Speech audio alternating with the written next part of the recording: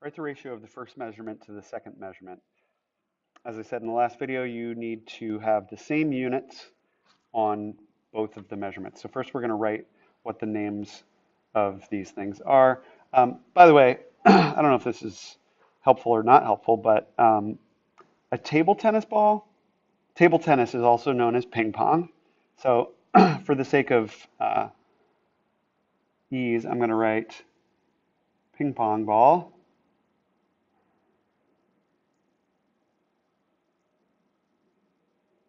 Because table tennis and tennis balls, it just kind of seems confusing. So ping pong ball to tennis ball.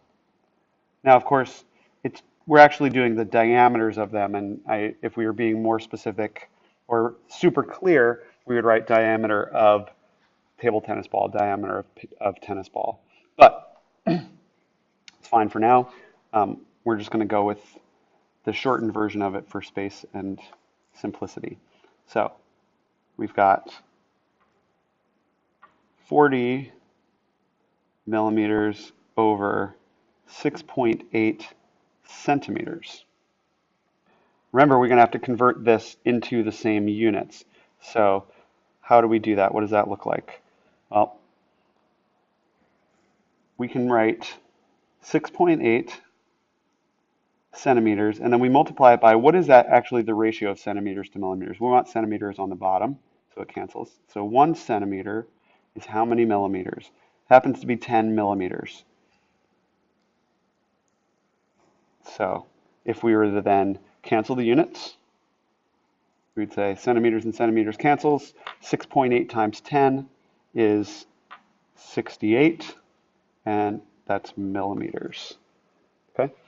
And going back to the top then, we've got 40 millimeters over 68 millimeters. And when we say, okay, this and this cancels out to be, we can divide them both by 4. We get 10 over, let's see, 34, 17.